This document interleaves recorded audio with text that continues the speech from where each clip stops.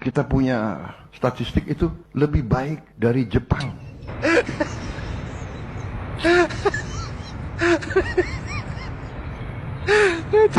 Dan lebih baik dari Eropa. Ini saya baru dapat laporan 2 hari lalu.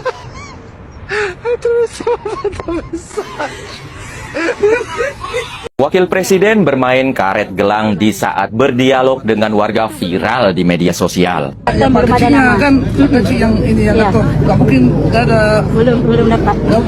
Pernah nggak kamu lihat orang dewasa, bahkan pejabat tinggi, asik bermain karet gelang di momen yang seharusnya serius?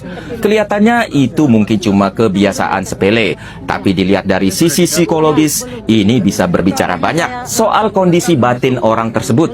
Secara usia, 39 tahun adalah orang dewasa, tapi kematangan emosional itu nggak selalu otomatis berbanding lurus dengan angka usia. Bermain karet gelang secara berulang-ulang di saat situasi mengharuskan fokus dan serius, ini bisa jadi tanda bahwa secara emosional dia sedang mundur ke masa kanak-kanak.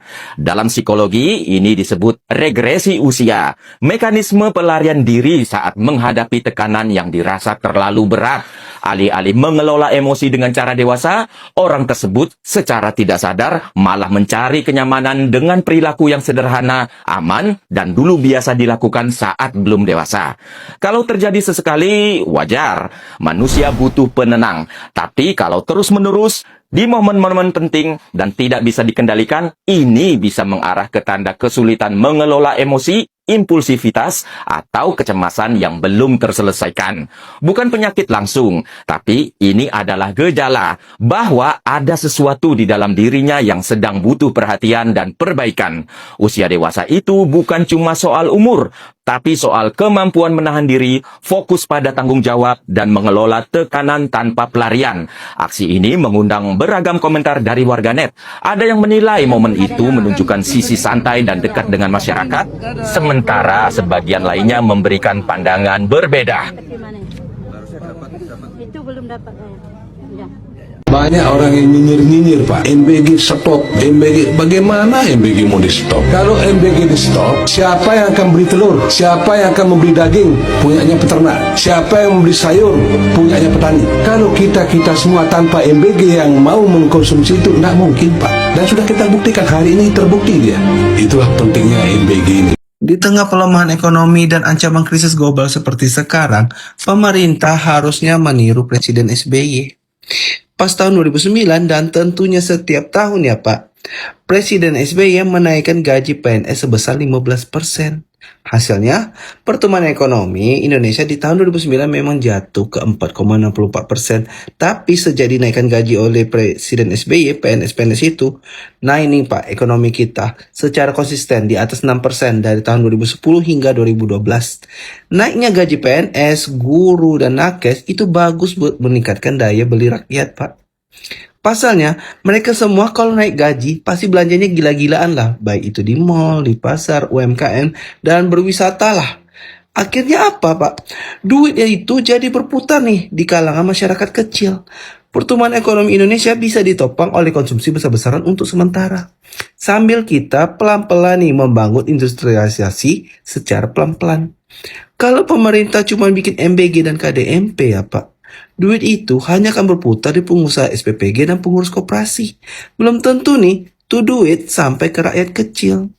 Kan pernah mikir gak sih kenapa Belanda bisa lama menjajah Indonesia, Pak?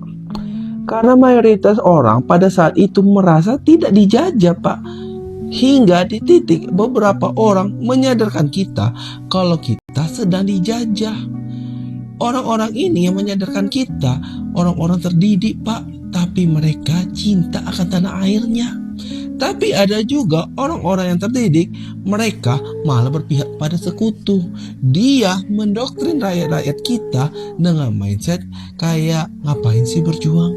Mending kerja, mending ke kebunnya menir, panen tebu, dapat uang.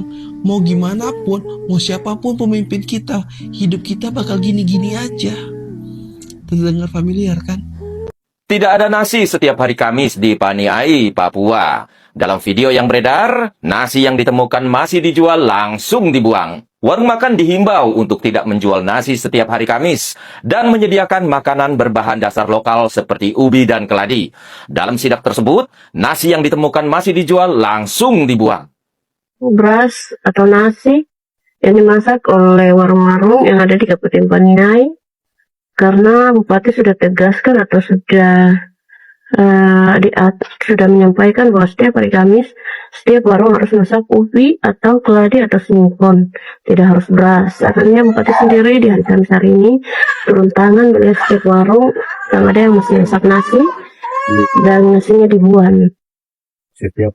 Tujuannya bagus, mau bantu petani lokal, biar di sana nggak cuma makan nasi terus. Bupati Paniai Papua Yampit Nawipa bikin kebijakan. Setiap hari Kamis, semua warung dan rumah makan dilarang jual nasi.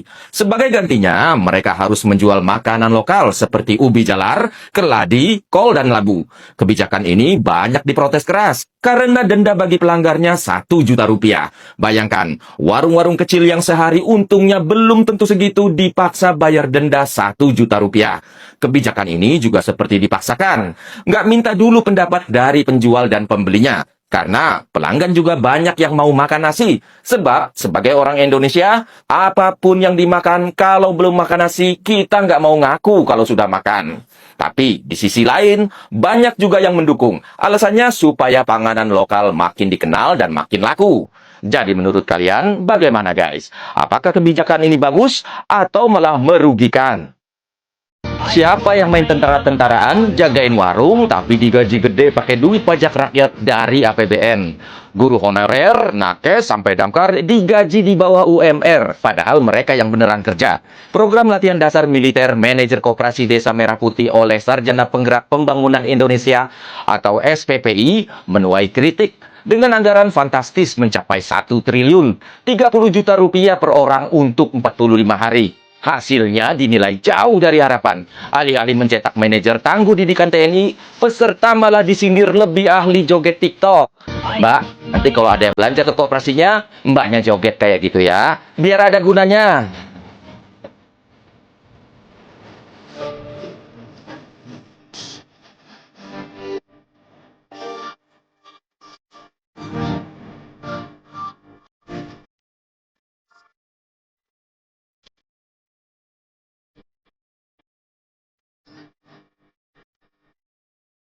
Lagi ramai kasus dokter dan tenaga kesehatan yang membuli pasien.